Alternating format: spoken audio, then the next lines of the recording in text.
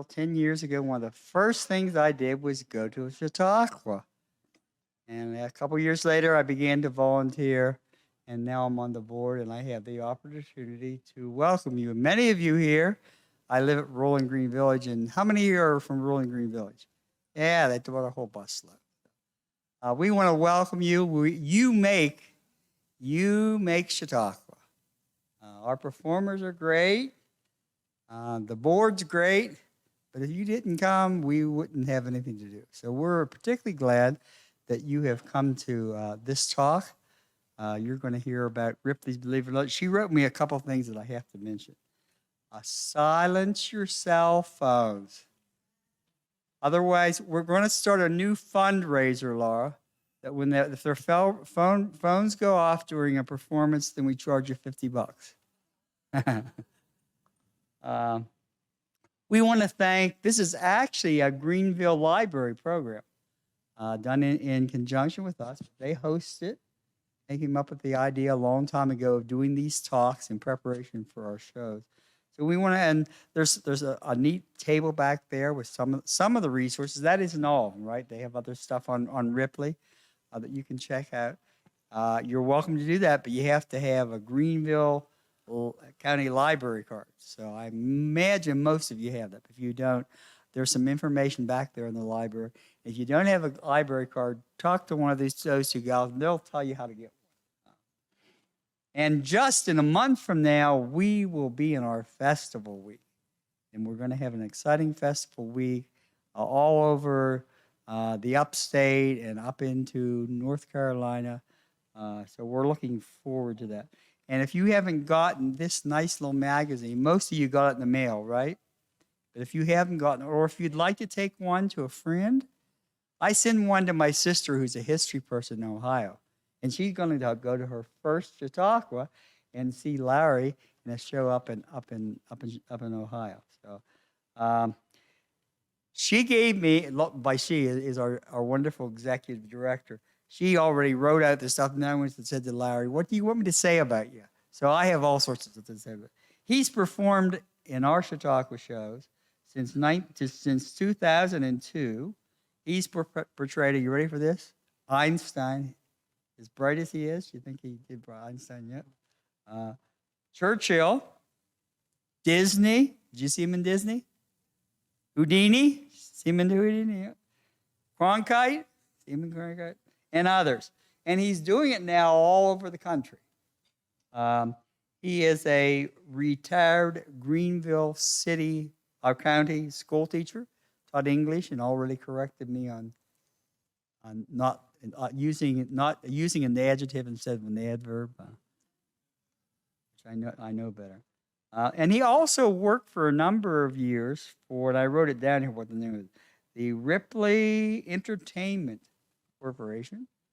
Worked for 8 years for them, and then he appeared with Ripley's Believe It or Not in Gatlinburg and Myrtle Beach for a number of years. He and his wife live in Greer, and threes are in their thing. He had 3 children, and he now has 3 grandchildren. And his most famous thing that he's most famous for, he is now the current chair of the Chautauqua Greenville Board. And so he's a friend to many of you and to many of us. So Larry, come on up and tell us about Ripley. In 1973, I was invited to go to work for the Ripley Corporation in Gatlinburg, Tennessee. And I was in college at the time, and I went to work for Ripley's, and I was with them for the next 8 years working for Ripley's. And I only left Ripley's because my wife and I moved to Atlanta. There was no Ripley show at the time in Atlanta, and so we went off bravely to explore other worlds, such as teaching and education. But that was many years ago. Tonight, we're going to talk about, as some of my friends would say, the founder of our feast at Ripley's Entertainment Limited. The founder of the feast is himself Robert Ripley, and I think you will find his life really interesting, believe it or not. That's the thing about doing a presentation about Ripley. All you have to do is drop in an occasional believe it or not, and you get a response. Doesn't work for everybody, but for him it worked. Ripley was born in Santa Rosa, California in 1890. On the screen, you see a picture of the house in which he was born. He lived there with his mother, his father, his younger sister, and a baby brother. The house is gone now, but by the time the house was demolished years later, Ripley had become so well known that the people who did the wrecking crew of the Ripley birth home actually searched through the debris and found a rafter from up in the attic where, as a boy, Ripley had carved his name with his pocket knife up there. Leroy Ripley. Now, we all know Robert Ripley, but we know Robert Ripley because that was his middle name. And when he became a newspaper reporter, a sports writer, he needed a tough masculine name, and his editor said, "Your name is Leroy? We can't put Leroy in the paper." So he went by many different names over the course of his career. To his family and friends, the children he grew up with, he was Roy, short, of course, for Leroy. His full name was Leroy Robert Ripley, though he will change it eventually to Robert Leroy Ripley, or usually you'll see it Robert L. Ripley, which avoids the Leroy and whatever connotations people had for Leroy in the late 1800s. But Robert Ripley was born in that home, and they saved that piece of timber that had his name written on it. And when he returned, and I'll talk more about this trip later, when he returned to visit his hometown as sort of a city hero, they gave him that, sort of their own version of the key to the city. They gave him that piece from his home to keep as a souvenir, something he had carved as a boy up in the attic looking for some quiet time. The church beside it plays a significant part in much of Robert Leroy's life, not because he was particularly religious and not because he attended that church, but because his mother attended that church. And that, ladies and gentlemen, is in Santa Rosa, California, which is about 50 miles north of San Francisco. That is the Church of the One Tree. What, no gasp? Now, it sounds like it's some bizarre religious cult, but no, it was the First Baptist Church of Santa Rosa. And I would be impolite to suggest that that was a strange, unusual cult. The Church of the One Tree was called that because the entire church, from the rafters down to the floorboards, was completely built from the lumber milled from one single redwood tree. 38,000 board feet of lumber, and it all went into building all of this church, which still stands. There was some talk about demolishing it, upgrading it, and they said, no, this is historic. It's appeared in Ripley's, believe it or not. So now, if you were to go to Santa Rosa, California, you can actually visit the Church of the One Tree, which is now a community center and a sort of a museum of honor to the history of Robert Ripley. And they have preserved that unique church. When Ripley was a little boy, as you can tell from the picture, he had a couple of little issues. His ears were somewhat elephantine, and his teeth were somewhat beaverish. Beaverish, I like beaverish. Beaverish is good. As a result, he had a pronounced lisp, and when he spoke, because he was always afraid of having people make fun of him, he became extremely self-conscious, which led him to becoming a stutterer, and this is going to haunt him. He becomes very shy, very withdrawn, and he goes into this world of his own creation that he can create on paper by drawing. He becomes fascinated with drawing, and he can create the world that he wants to live in. I will mention, having also performed as Walt Disney, that is exactly what happened with Walt Disney. He had a very uncomfortable childhood And one of the things he did was to use his art to create the world the way he wanted it to be. And Ripley does the same thing. He becomes this great artist in his school. I'll tell you more about that later. We'll get to that. So, when Ripley is a senior in high school, well, he's in high school. When he's in high school, his father passes away. His father was 51, I believe, when he died of a heart attack. The mother has to go out and get whatever job she can. So she gets a job. She's a washerwoman. She brings in laundry. She does them in a wash tub there at the house. She cleans houses, does whatever she can. His younger sister begins to take care of their infant brother because the mom is trying to make a living. And then Robert Ripley himself goes out as a high schooler and tries to find whatever odd jobs he can. As a senior, actually the last half of his senior year, he simply drops out of school to try to find as much income as possible. He has a dream. He dreams of being a cartoonist. He dreams of turning all these pictures into money. And if he can't do that, he'll be a professional baseball player. One has to have dreams, right? Okay. In 1906, now he's 16 years old when this happens. His father has just passed away, and they have the great San Francisco earthquake. Now, Santa Rosa is about 50 miles north of San Francisco in the Sonoma Valley. They were actually hit as badly there as San Francisco was. Here's a picture from the San Francisco earthquake. You can sort of make out towards the middle, there's a team of horses pulling a wagon that gives you some idea of the scale, the total destruction that's there. Ripley will travel down to see the destruction at that time.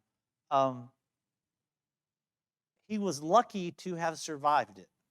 The reason that Robert Ripley survived the San Francisco earthquake in Santa Rosa was because he hated getting up early in the morning, and therefore he decided to abandon his job as a newspaper delivery boy. And he quit and was sleeping late when the earthquake hit, about 6 o'clock in the morning. And the newspaper boys were all there by the newspaper office, gathering and rolling up their papers and getting their deliveries picked up. And the side of the newspaper office collapsed on them and killed them. If he had been still working, he probably wouldn't have survived beyond 1906. Something that he hardly ever talked about, but when he did, he credited it with the fact that sleeping late is good for you. He's convinced that he can be an artist. And in school, he was always drawing. In fact, even though he did not graduate from high school, the graduation program featured his sketch of a student in cap and gown graduating. They used his artwork, even though he had dropped out by then. The life-changing moment was in 1908, because in 1908, when he should have graduated, just a couple of weeks after he should have graduated, he received a letter in the mail from Life magazine. You see, he'd been sending his pictures to local papers. He'd been printed a few times in a local paper. He had sent his pictures to national publications. And in 1908, Life magazine, here it is. Yes, you can find copies of 1908 Life magazine out there. The web is a wonderful thing. And on the third page in, which is listed because they numbered them throughout the entire year as page 660, this is his cartoon right here. He is 18 years old, and his cartoon, which is pictured up on the screen, it's a picture of his mother doing laundry. And what he thought was very clever was the caption he put on his sketch of his mother doing laundry. The caption reads, "The village bell was slowly ringing."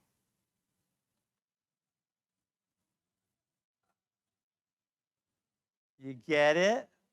Okay, good. But they bought it, and they sent him a check. They sent him a check for $8.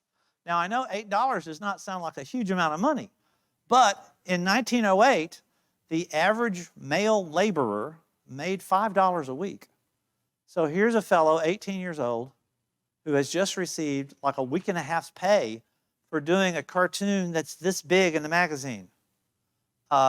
He realizes, oh my goodness, there is a real possibility. I guess I'm not going to be a professional baseball player. Besides, he was having arm problems. He had played for some of the Bush League teams and apparently had a really good curveball.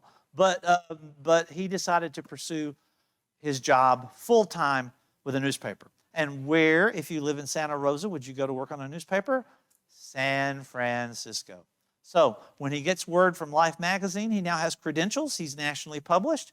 He goes down to San Francisco, and he gets a job with the San Francisco Bulletin, a very prominent paper in the San Francisco area. Let me pull up a...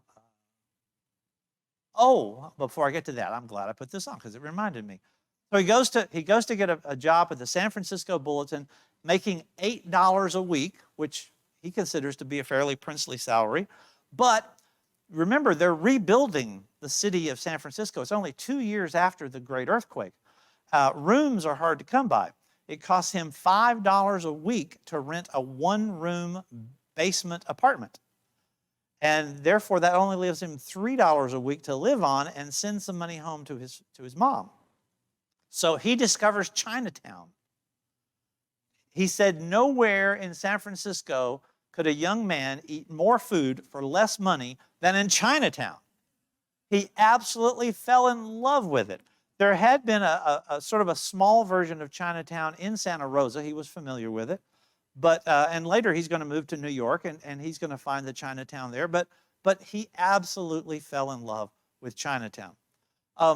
He goes to work for the San Francisco Bulletin, and after 4 months, they let him go. He's still a kid. He's just beginning.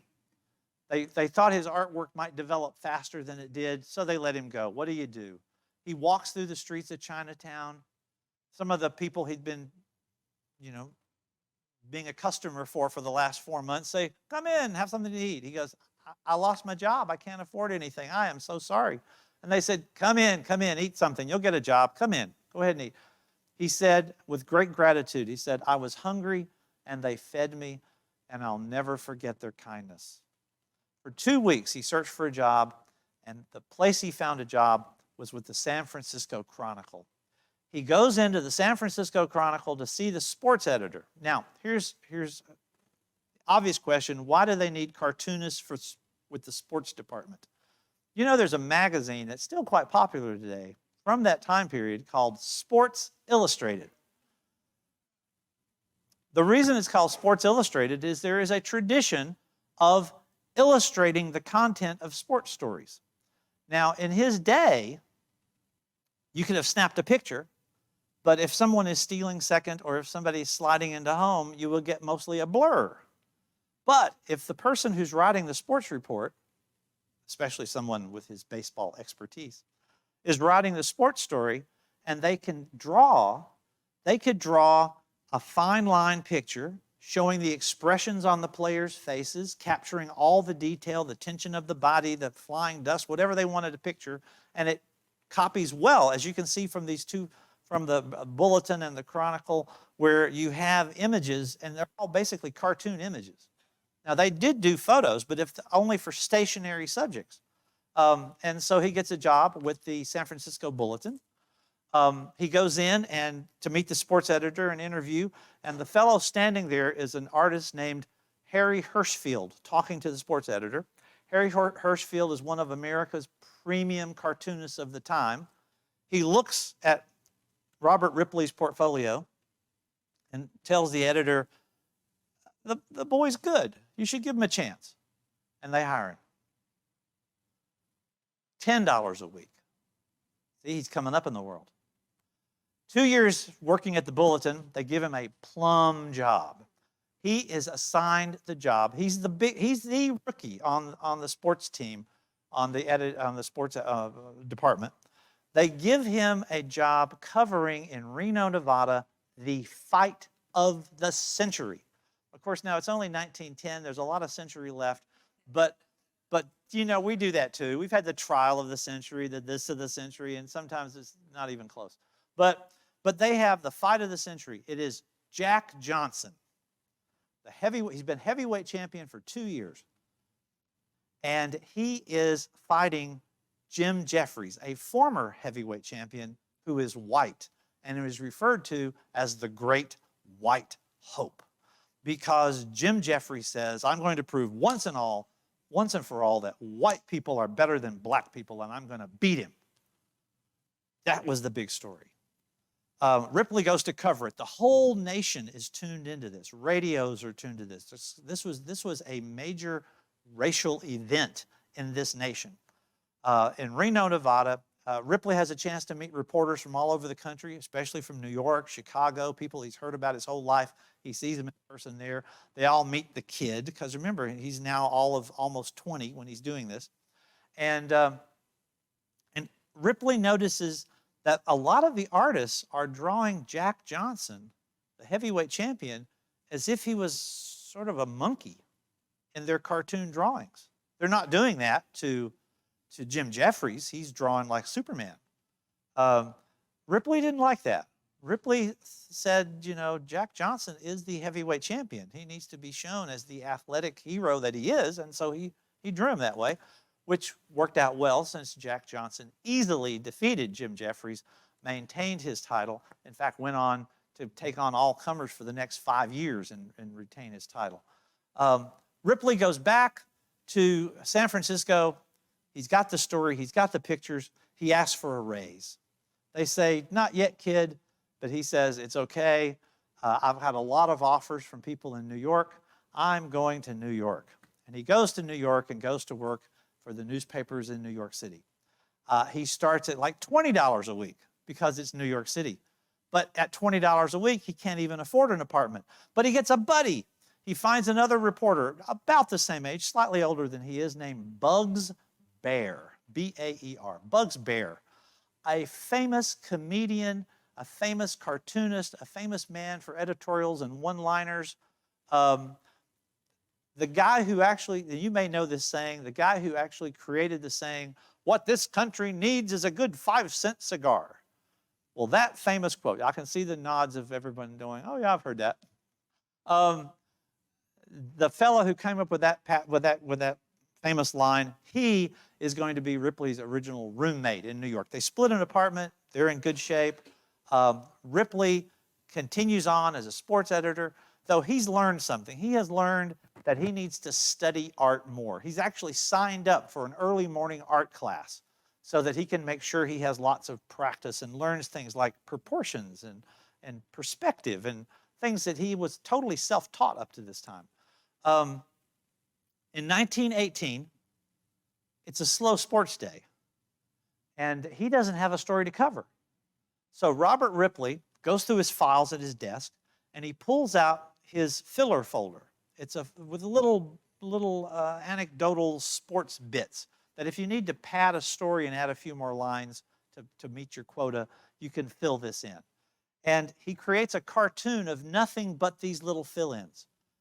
You've got a fellow who can run the 100-yard dash for the record backwards, or the fellow who skips the 100-yard dash, or the fellow who jumps rope the longest, or the fellow at the top, let's see, that's the top right corner, who walks across the entire United States backwards. These are not the usual records that one finds, but he creates this column, and he calls it Champs and Chumps. The name doesn't stick. The next time he publishes, it's under the name Believe It or Not. But he considers this to be the first Believe It or Not cartoon. I think it's interesting, when he had it framed, this is Ripley holding, his copy. When he had it framed, he deleted the title line that said Champs and Chumps, because by then it was Believe It or Not. Believe It or Not only appears periodically. It got a lot of popular response from the audience, from the readers. And so the editor said, yeah, we'll run it every couple of weeks. Well, do your regular sports reporting every couple of weeks. You can do a Believe It or Not. Great, I'll do that. And that's what he did. And for the next several years, it only came out intermittently. 1919, he meets Beatrice Roberts. Beatrice Roberts is a dancer in the Ziegfeld Follies. She's a teenage dancer. He's in his 20s. She's a teenager. Apparently, among the socially elite, dancing and even marrying, dating and marrying a dancer from the Ziegfeld Follies was considered, way to go, And so, I mean, think of it. One of the women that she danced with was Marion Davies, who's going to become the mistress to Hearst, William Randolph Hearst. So that was, that was a big deal. They met, they fell in love. A few weeks later, they get married. And, well, really, nothing goes right after that. He does not have he really was good at being a bachelor. And apparently he was not all that good at being a husband. However, Mrs. Robert Ripley may have gone on to great things. Beatrice Roberts qualified twice in the early 20s as a contestant in the Miss America pageant, won the evening gown competition both times. She's made several dozen movies, including the one up here, the serial Flash Gordon. She appeared in that. Or maybe she didn't. Because it turns out that there are two different Beatrice Roberts. And one of them was maybe his wife and a movie star, or maybe the other one was his wife and not a movie star who would later marry a Cuban wealthy plantation owner guy and move to Cuba and raise two children. And then when he died or they got divorced, then she moved back to the States and he helped take care of the family. Or it was a movie star. If you look at Wikipedia and you look up Beatrice Roberts, the movie star, it lists her as Ripley's wife. But some of the scholars who've studied him go, that may not have been the right Beatrice Roberts. So believe it or not, we're not for sure who he married. There. In 1922, his newspaper offered him a chance to go around the world. They got the idea because in 1920, he had been assigned to cover the Olympics, and he'd covered the Olympics very well, not only the sports section of the Olympics, but he had also covered the voyage over, the people he met, the food he ate, sort of like a blog.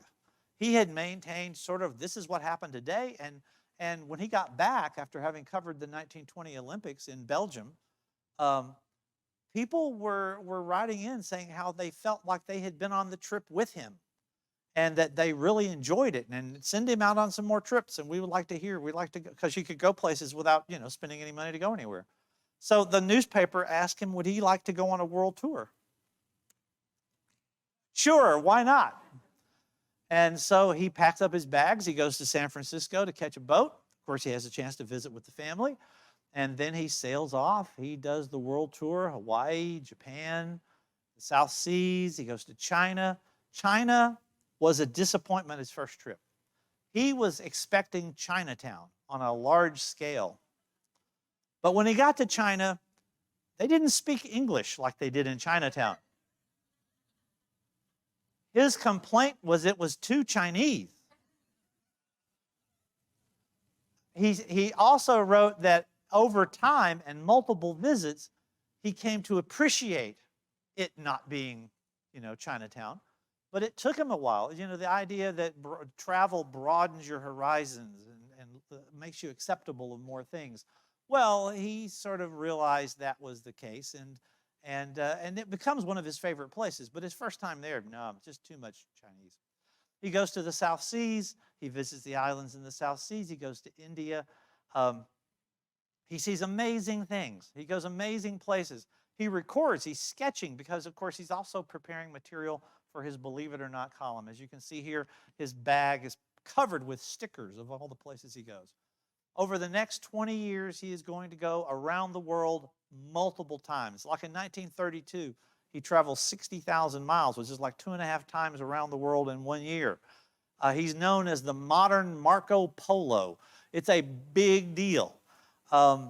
And of course, the characters, he writes the columns about his travels, an ongoing travelogue, as well as doing his amazing drawings for Believe It or Not. Now, this guy, Norbert Perlroth, a name I'm sure you all know. This is the secret power behind Robert Ripley. You see, Robert Ripley realized in the early 1920s, when he started to have to get a column ready every single week, and he was beginning to get some people who were subscribing to the column to run in other newspapers, that he needed to get more Believe It or Not. I mean, he'd realized early on that doing simply unbelievable sports events had a limited draw and a limited database. And so early on, he had found other things that over the years had really amazed him, such as, for example, this church in Santa Rosa, California, that the entire church was built from one tree. That appeared in one of the first Believe It or Nots. But he realizes he's going to need help getting more stories. So he interviews in New York to find an assistant, a researcher, part-time. I mean, he's not making that much money from this, Believe It or Not. So a part-time person, a couple hours a week. He'd pay him like $20 a week for a couple hours work, doing research. It'd be a fabulous deal. And Norbert Perlroth is one of the men who interview. Norbert, what a name, Norbert Perlroth. And when he talks to Ripley, Ripley's very impressed. For one thing, Norbert speaks at least a half dozen different languages fluently. He has a photographic memory. He's a professional banker, and that's what he does for a living. He has a wife and children, and he's a New York banker with a mid-level management job. He's a successful fellow, but he wants to do stuff like research. He would love to spend every day, all day long in the library. But if it's only a few hours every week, he can do that now. And so he begins looking for Believe It or Not and giving them. He becomes the researcher.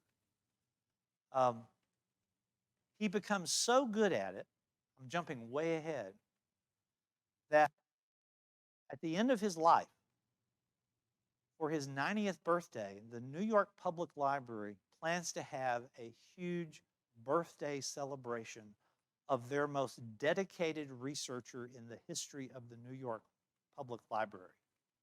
For his 90th birthday, they have this big surprise party. He dies like 2 weeks before. Oh, not terrible?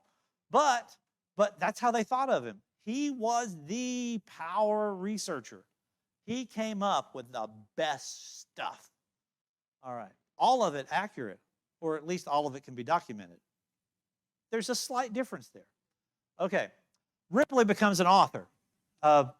He writes this book, which is the Handball Guide. Ripley himself becomes a handball champion. He has moved into the New York Athletic Club. One of the problems he had with Bee, with his wife for a while, Bee, was that he got her a very nice place, but he continued to live and work out of the New York Athletic Club, which was a men's-only club, because it was so convenient to work, and he could play handball and get all the tension out and all that kind of stuff. And he saw his wife on the weekends. You can see there could be issues that could arise from that, right? So on the right, there is Ripley himself in his handball outfit for the New York Athletic Club. And on the left is the cover that he drew. He wrote the Spalding Handbook on Handball.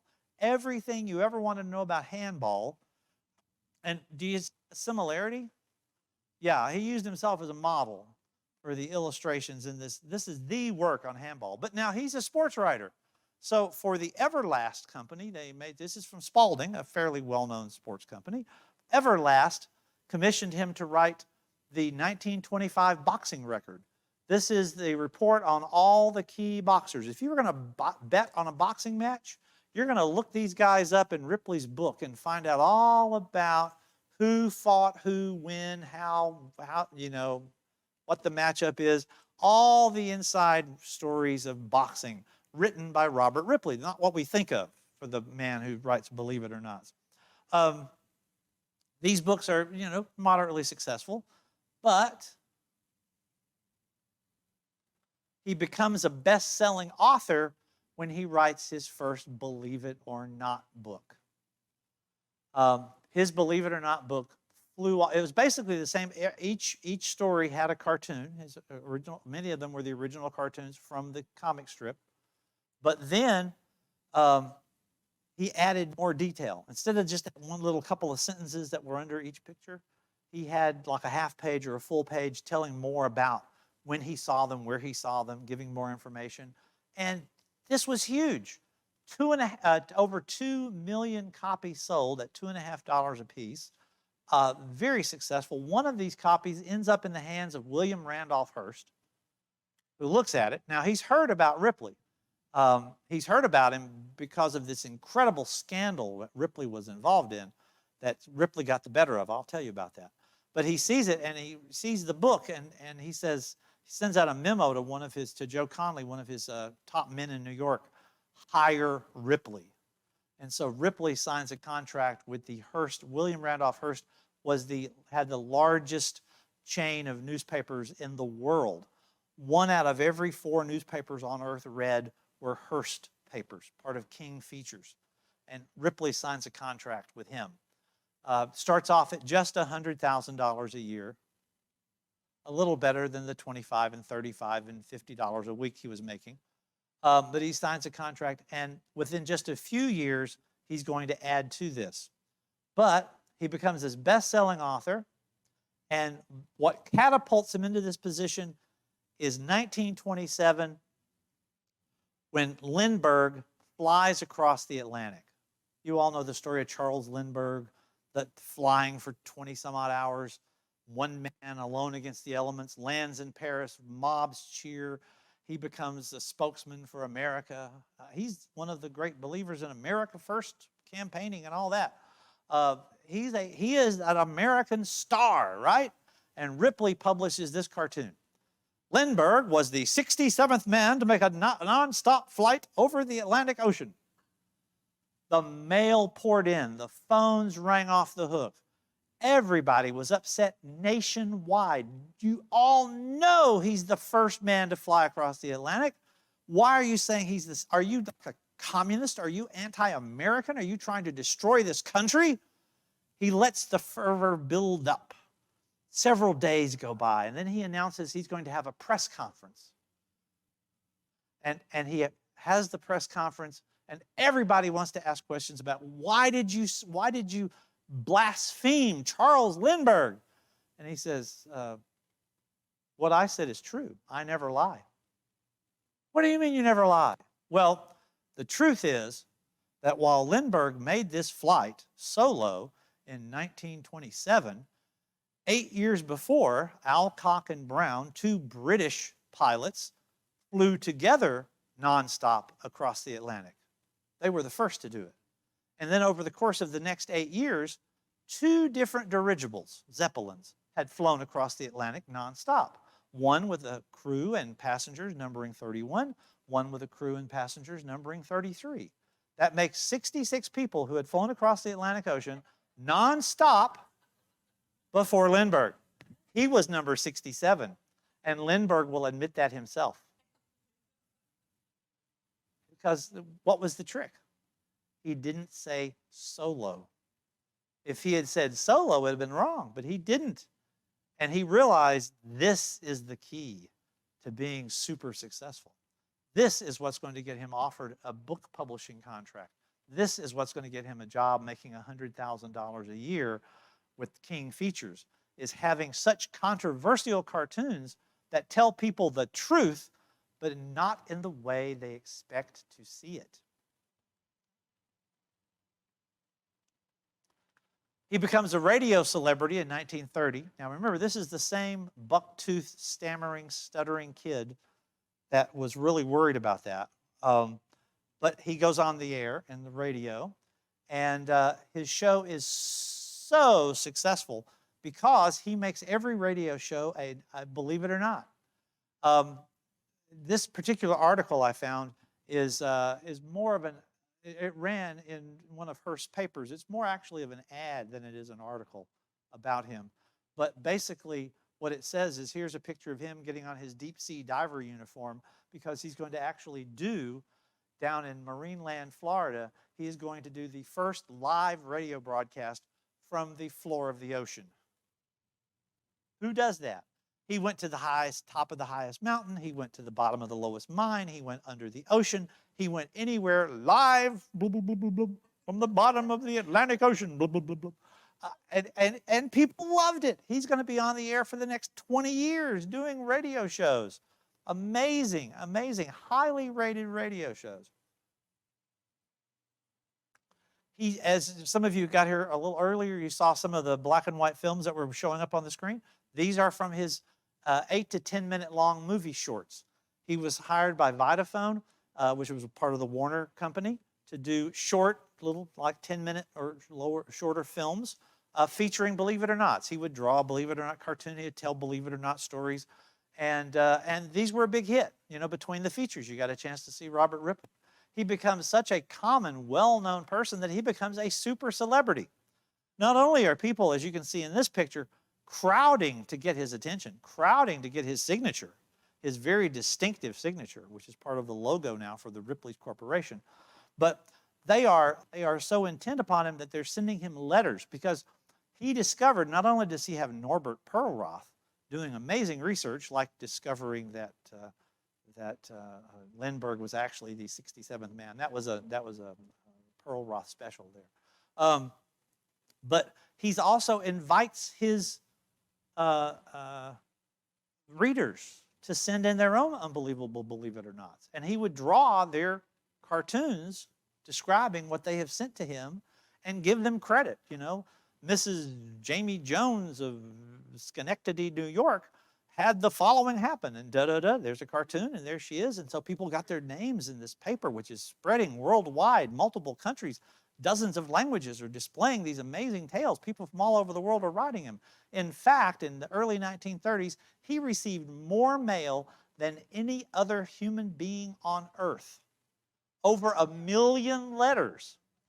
Now, Norbert did not read all those millions of letters, because by the time he's reached this point, he has a staff of growing up to 200 people working for him, sorting, responding to. He would offer to send proof. If you doubt it, let me know. We'll send you proof. And he could cite chapter and verse of where this was documented, whatever it was. People wrote in. It became a contest to who could get a letter to Ripley addressed the strangest way. One fella put an illustration of Robert E. Lee and tore the page. It was Rip Lee. And it made it to his office. They had people using little micro writing. They had people in foreign languages. They had all the semaphore code where you do the flags to spell out name. Finally, the Postmaster General made an announcement through all the post offices. Stop sending Ripley letters that are not properly addressed. We refuse to deliver them. The volume increased and they kept delivering them. At the World's Fair 1933, he actually opens his first auditorium. At the Ripley Auditorium, you have not only these things he's been collecting now for the last dozen years from all over the world, but you have the live people that he's written about in his cartoons that you could see in person. All right? Now, we think of this perhaps as a freak show, but that's not how they're presented. It's not, you know, this is an amazing, odd monstrosity or whatever. These are all people with unique, singular talents, abilities. The woman who's born with no arms, but is a wife and mother with children that she bathes, cleans, dresses, all with her feet. You know, these are people who have made incredible adaptations and have survived and prospered, and Ripley pays them to show the world some of the talents they have. One of the cartoonists of his day created the line about he was busier than a one-armed paper hanger. So when Ripley had his office repapered, he hired a one-armed paper hanger that actually came in. One arm, he lost it in the war. One arm is in just a loose sleeve, and he's up there, and he's actually papered his office with a one-armed paper hanger because, hey, it is still possible.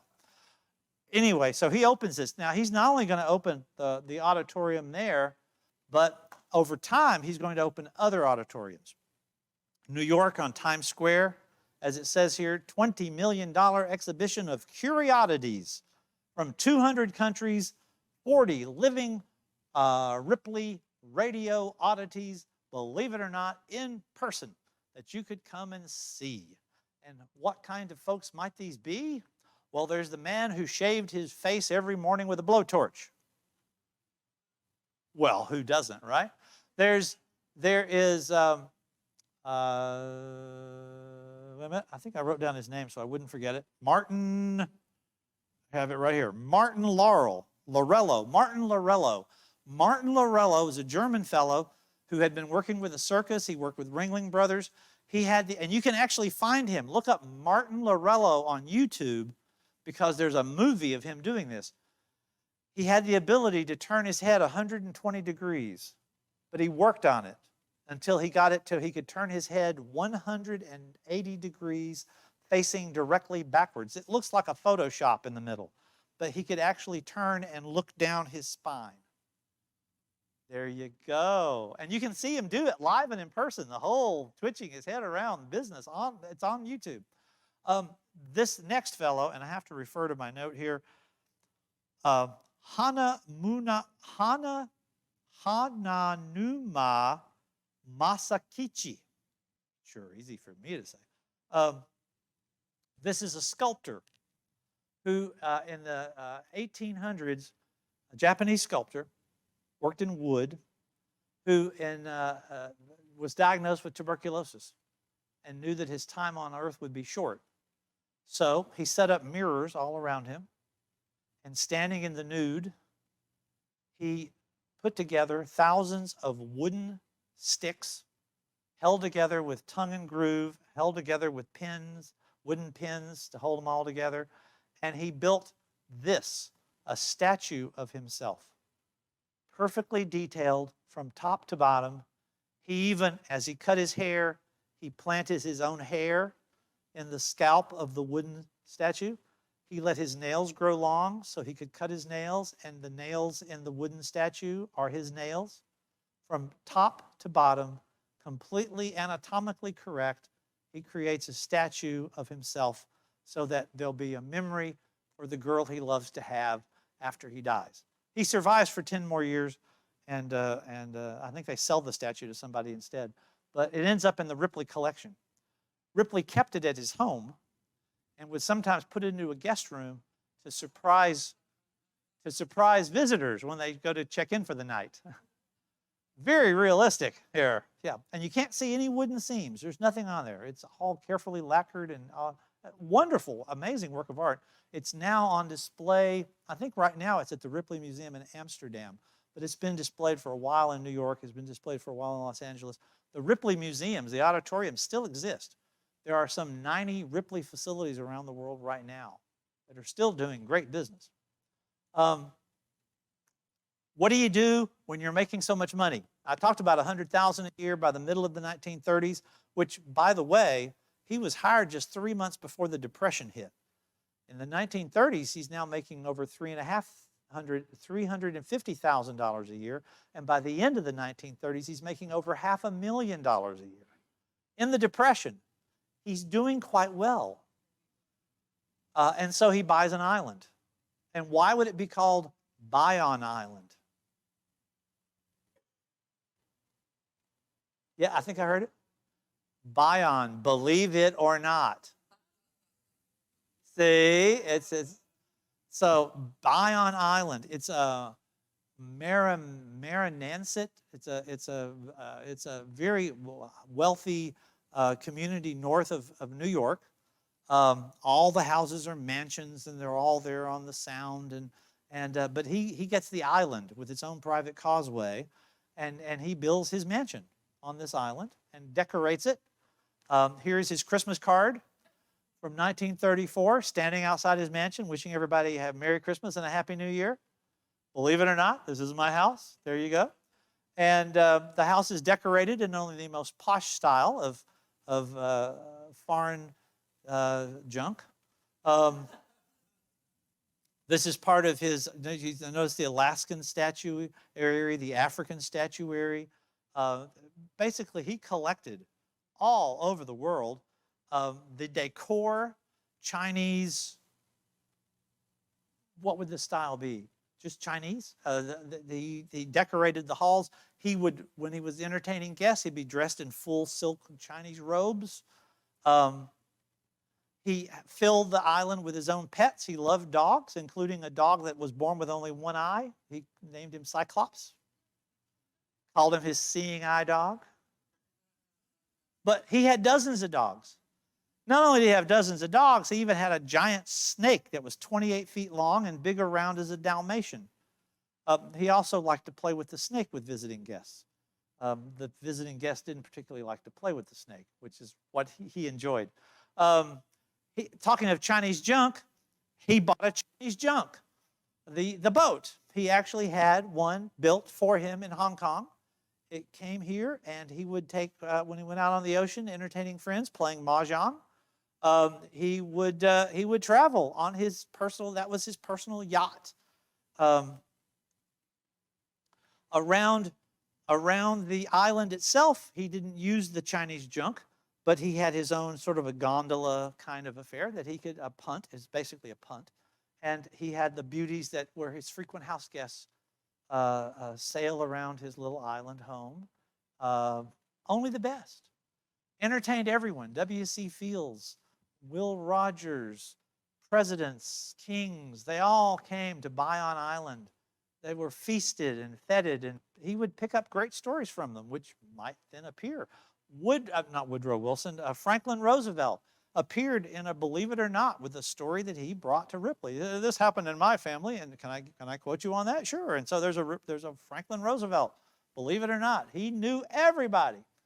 And in 1936, he's voted the most popular man in America. Oh, Roosevelt came in number two. He sort of went on a nationwide tour. I mean, there was good publicity. And he's the most popular man in America.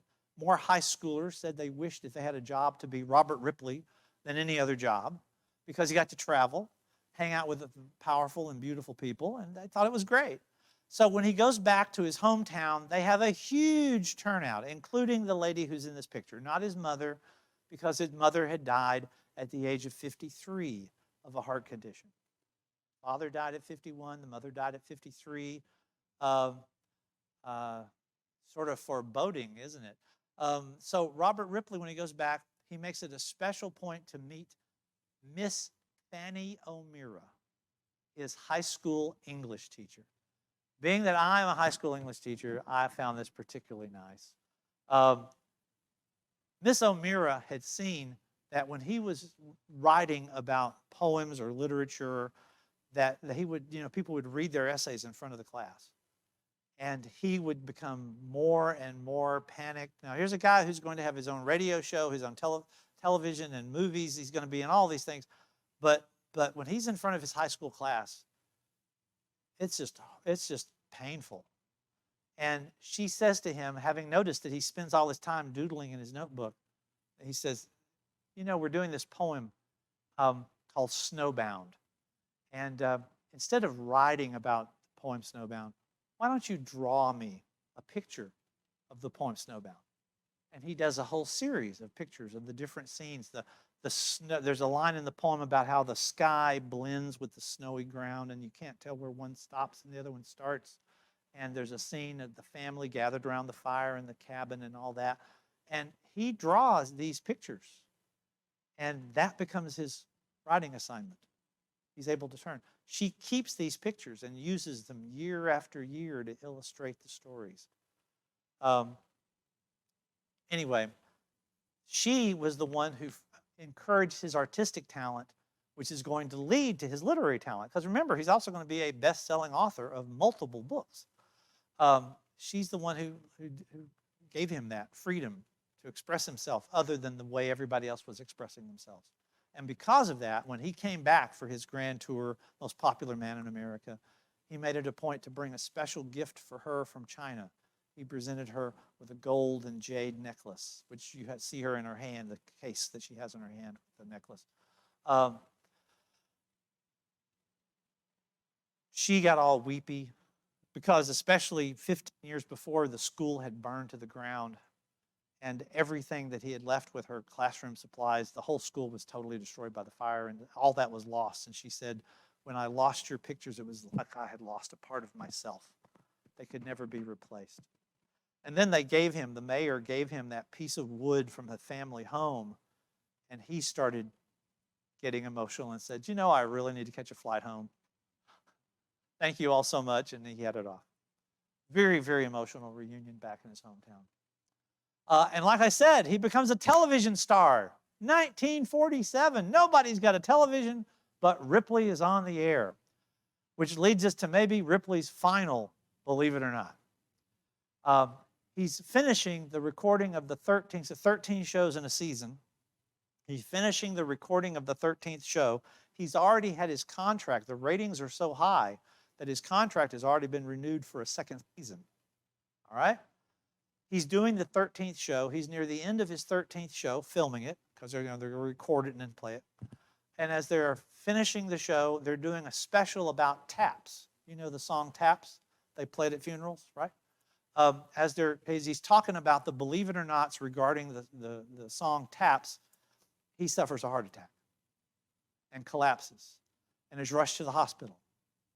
And they can't save him. And he dies at the age of 59. Having done his last story about taps on the 13th episode. Believe it or not. This is a huge national thing. Everybody knows him. Everybody loves him. Particularly a lot of beautiful ladies around the country. They all love him. And this article, I put it up here only because, I know you can't read it from the distance, but only because it was written by Bugs Bear, his lifetime friend, cartoonist, humorist, who would go on to be a very successful political humorist for years to come. He is then buried next to his mother and father in the Oddfellow Cemetery, which I thought was also the Oddfellow Cemetery, really? That was in Santa Rosa, California, where, as I said now, the church still stands, and you can visit with an exhibit of Ripley's. That's the Ripley Entertainment Company has helped to maintain it and staff it and stock it so that you can see about the life of Ripley there. Thus, we come to Ripley's today, because Ripley's Corporation did not end with Ripley. For one thing, they still had Norbert Perlroth, the man nobody knows. And he's going to continue with the company until the 1980s. Yeah, he long outdoes Ripley, who dies in 1949. Ripley's, believe it or not, Incorporated, Ripley Entertainment Incorporated, has the Ripley Aquariums. You may have been to one of their aquariums. Let me show you a picture here. You have the Ripley, believe it or not, auditoriums, where they do some really interesting exterior designs. I love the King Kong on a collapsed Empire State Building. They have the Ripley Aquarium, where you actually, as you walk down the aisles of the aquarium, the fish are swimming above you. You're in this super safe plexi tunnel. I know when I took my grandkids there, and they were just, their hands all over everything. Wow, look at that. Shark swims by 2 feet away from you. It's great. Anyway, I began with them. Yes, I'm putting in family photos. At their in Gatlinburg, Tennessee, their Museum of Witchcraft and Magic. Now, Gatlinburg prides itself as being the shiny buckle on the Bible Belt. And you can imagine how well opening not only the Ripley's Believe It or Not Museum, but the Museum of Witchcraft and Magic. Now, as a teenage boy myself, because I started working there when I was 18, and that's me, I'm doing the card trick there in the front. As a teenager, I loved the fact that we had a staff, all of our staff people were witches. What meant they were teenage girls dressed in leotards and wearing short little Daisy May kind of skirts with a cute little shoulder cape. It's great, great. You know, they'd pass out brochures, and the guys would be watching the beautiful girls and find themselves buying tickets to go through the museum. However, we did have protests because it was Gatlinburg and it was the Museum of Witchcraft, though it was actually all about superstitions, world superstitions, all over the world, from Africa to China to you name it. It was a trip around the world with actual authentic artifacts. And so the Ripley Corporation, being the wise corporate entity that it is, they decided to change the name to the World of the Unexplained Museum. Didn't change a single exhibit. The exact same exhibits were there. They just changed it, and for our spokesperson on the video camera outside, they hired Leonard Nimoy. And so you had Leonard Nimoy in the 1970s talking about the odd and the unusual. Step right into the world of the unexplained. And they went through and they had a good time because it didn't have certain verbiage. It's amazing. If you change the word, suddenly everything's okay. I worked there for 4 years, and then I transferred to this. Do you recognize this location? Myrtle Beach. Myrtle Beach. Ripley's is in the background there. I'll give you a better picture here of Ripley's. There's Ripley's, believe it or not. That's me on the left there with a Mick Ayers. Mick is, you may have gone down to, what is it, the island, the very exclusive island south of Charleston. There's Kiowa. Is it Kiowa? There's Hilton Head. Hilton Head's the one I'm thinking of, or not thinking of. Hilton Head, he does magic shows at Hilton Head. He worked for the Disney Corporation for 20 years, and now he's doing things for the Marriott Corporation down there at Hilton Head. But he and I are magician there at the Ripley's Magic Shop, and then I became one of the managers of the Ripley Museum. I have actually been technically trained in the proper techniques for cleaning a shrunken head. You got to maintain. You can't just dust. There's more to it.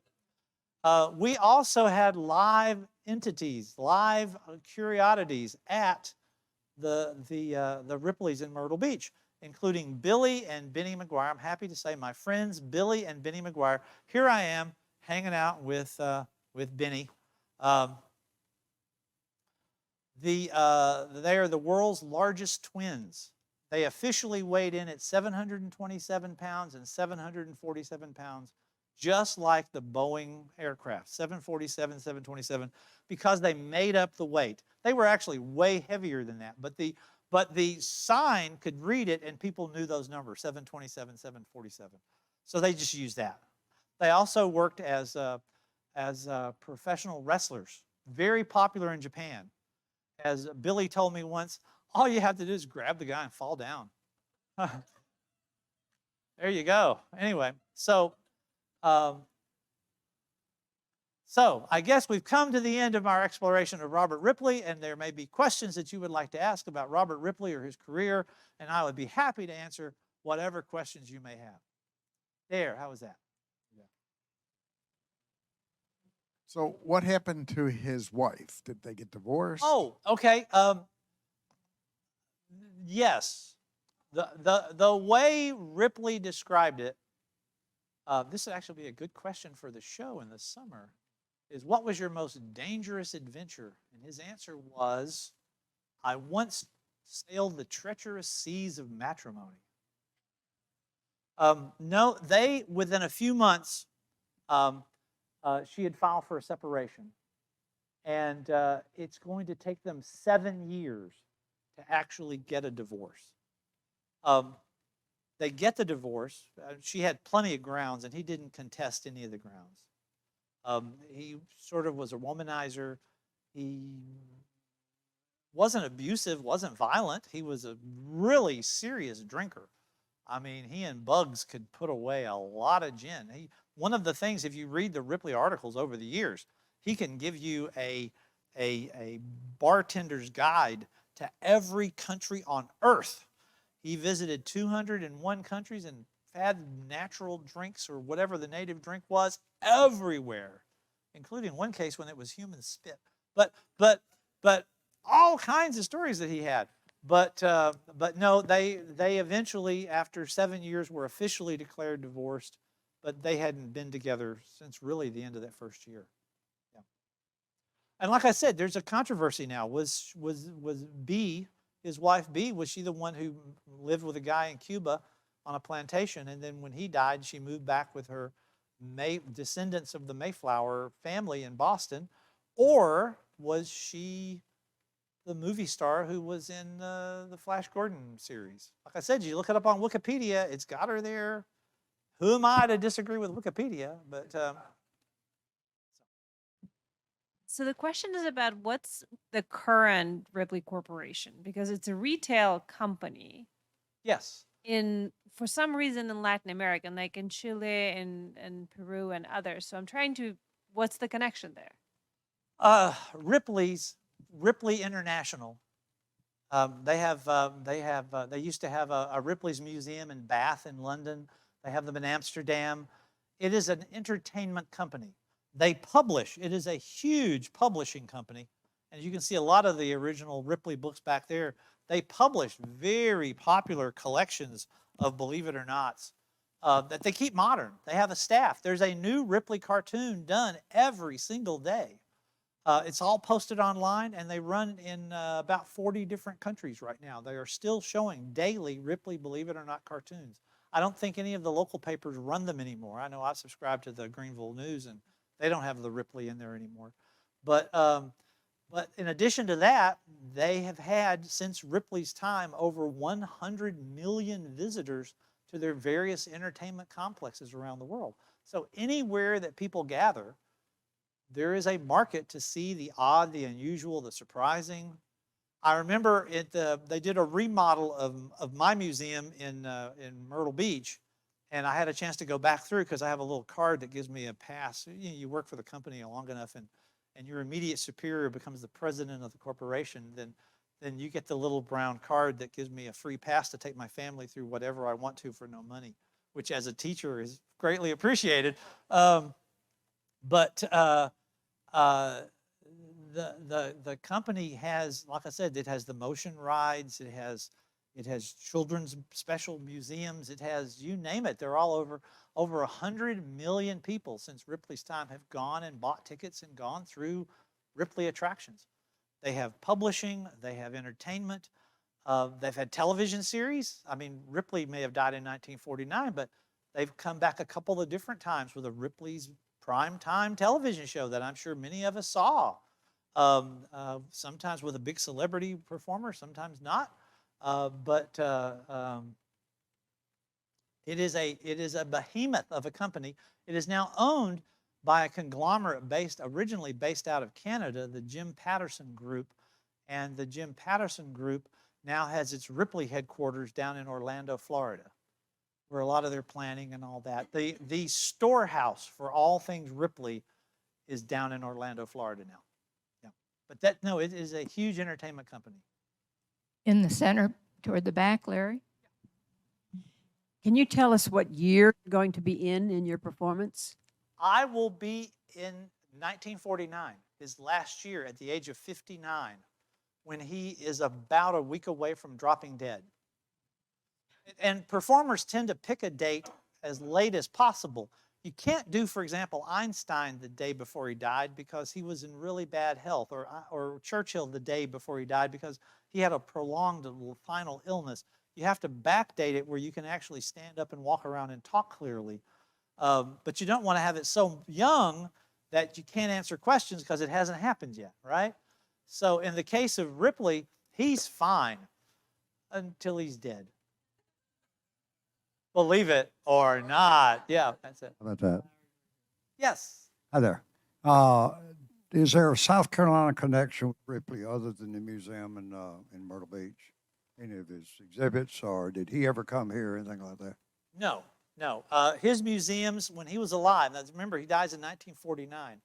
The Ripley Museum opens, for those of you who are Myrtle Beachians, sure there's some of you who were there, maybe a few of you that were there in the golden days of Myrtle Beach. It used to be where Sloppy Joe's was, on the corner across the street from Peach's Corner. Sloppy Joe's became the Ripley Museum. It was Sloppy Joe's Hamburgers and Bingo Parlor. And so when Ripley leased, and this was very smart of the owner of that property, Ripley's did not buy the property. Ripley's leased. They wouldn't give up that corner diagonally across from the pavilion. It was a great corner. I don't know if it's such a great corner now because now the amusement park's gone, the pavilion's gone, but they still have huge concerts and things there. So anyway, but they leased the property and they built the museum, and they made sure that the first floor had an arcade and a magic shop and a bingo parlor. Sort of to maintain the history as well as possible. Plus, in the museum, when I was working there, you would have to go upstairs. I don't know how they made them handicapped accessible now because the laws were a little different in '75. But you would go up steps into the main museum, and at one point you get in an elevator and it'd take you down to the basement, and you'd be in this cavernous basement, and then you would go through the other exhibits, and then you would find yourself back on the second floor. And of course, what it was a trick elevator. The elevator rattled and gave you the impression as the light went by that you're going down, but actually you stayed perfectly still. And a door opened and you stepped in, and another door opened and you stepped into this cavernous underground area, and you figured you were 2 or 3 floors down. And so when you actually exited, you go, wait a minute, how do we get back up here? It was like, believe it or not. But since then, they've changed. They alternate the exhibits. They changed the exhibits. And last time I was there, they had an exhibit at the very first, where as you first go in, it talked about how some people can roll their tongue, and some people can roll it back and all that. By the way, if when studying, believe it or not, you pick up all kinds of details that are interesting. There are some places in the world where this is how you say hello. So, but you had this exhibit about how some people can roll their tongue this way, some people can roll their tongue that way, some people can't roll their tongue at all. And it had a mirror, and you could stand there and you could practice and see which one you could do. You didn't know that at the end of the exhibit, the way the exhibit turns around, there is the back of that mirror where the people are now watching the people coming in, doing their tongues and making faces, adjusting their makeup. And they go, oh, I did that. I was there. Oh my gosh, I made a complete fool of myself. So they include a lot of fun things in their museums in addition to the odd, the unusual. Some things, sometimes people are being natural or the funniest things. Ripley would say the strangest thing he ever saw in the world was man. And the strangest thing about man was how man seeks his gods. And a lot of his cartoons were people with, let us say, unusual ways of expressing their devotion. The ways that would be, you might go, ooh, but for them it was an important ritual, and he celebrated those. He just stated, this is what they do. This is how they do it. In the Yes. back, in the center.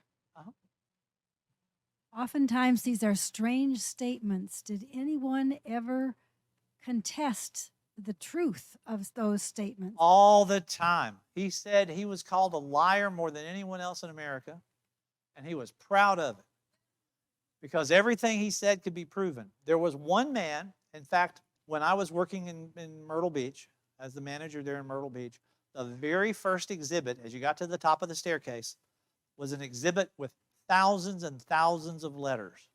And they were all from the same man.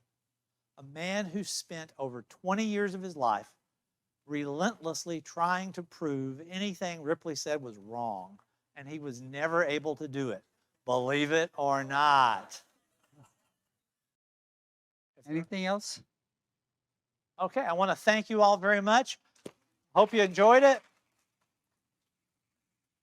And if you're in Gatlinburg, you can go to the Ripley Aquarium or the Ripley Motion Machine Movie Theater, or you can go to the Ripley, let's see, I said the Ripley Museum. Anyway, there's a half dozen different Ripley exhibits just in Gatlinburg alone, and they have a whole series of them in Myrtle Beach as well. So whether you go to the ocean or the mountains, Ripley's is there waiting to take your money.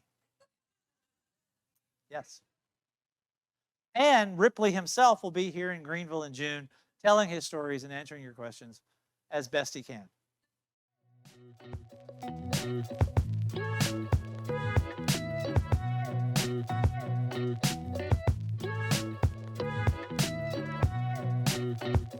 Bye.